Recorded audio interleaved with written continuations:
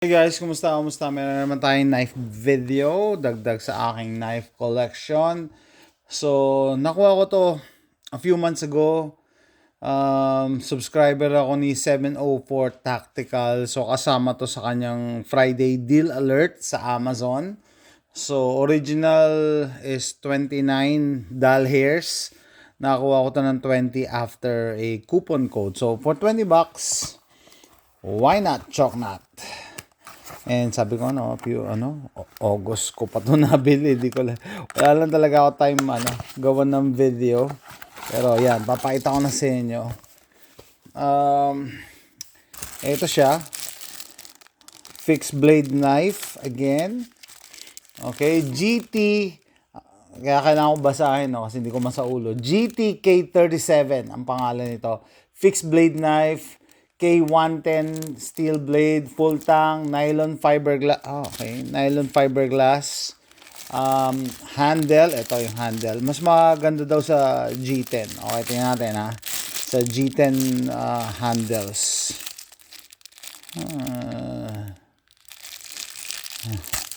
Yan. Maganda naman siya. Bagong-bago. Wow. Yan K110. Okay, for outdoor camping, pwede rin pang EDC. Ang laki naman to kung pang EDC mo. Yan full tang. Okay, kaya nagustuhan ko siya. Kita nyo yung kapal nung metal niya rito. Makapal siya dito sa back. Maski dito sa grip handle. Yan, sulit Okay, so tingnan natin yung specs niya. Dimensions, 9.7 inch overall length. So yung haba nito, 9.7 inch. Yung blade length alone is 4.8 inches. Yung handle is 4.9. Handle is 4.9. Okay, and yung blade thickness, yung thickness ng blade niya, 5 mm blade width or 3.2 centimeters. Okay? Comfortable grip, yan nga, full tang na mention ko. Better ergonomic, hardness, nylon fiberglass. Nylon fiberglass, yan pala itsura ng nylon fiberglass. Okay, sabi dito, this type of material is better than G10 handle. So, yung mga knife guys, familiar sa G10. Ito, mas maganda daw siya, Mas matibay as compared sa G10 handle. Razor sharp K110, yan, nakamark nga K110 blade, steel, made of stainless steel. Hardness niya 59 to 61 HRC. HRC yung level ng hardness ng bakal. Okay, blade finish, smooth, durable Kydex sheet. Okay. Tapos meron siyang leather na design lang ba yan? Okay. Safe, high strength, lightweight, high temperature resistant, corrosion resistant, syempre Kydex hindi naman yan kakalawangan. High quality, thick leather belt. Belt ring, okay, belt ring pala to. So, pwede mo siyang i-carry sa belt mo ng pa-sideways. Sideways para ma-imagine nyo. Nasa belt mo yan, pa-side. Pa-side na ganyan. Okay. Yan. So, nakakuha ko to using 704 Tacticals coupon code na kaya bumaba sa 20 ngayon.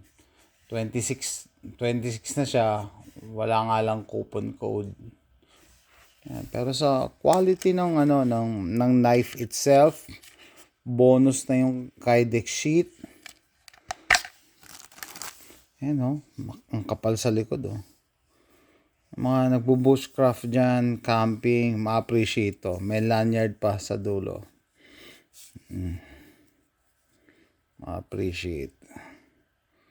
Baka pa. K110 blade.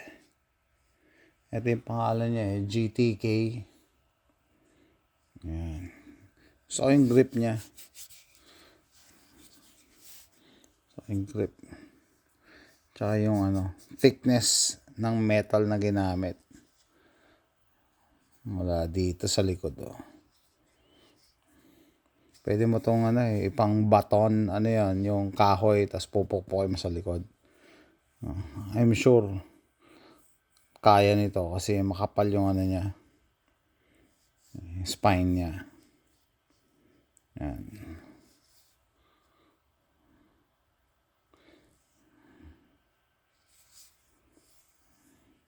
Ganda lang coating niya, oh. Talagang matibay sa kalawang.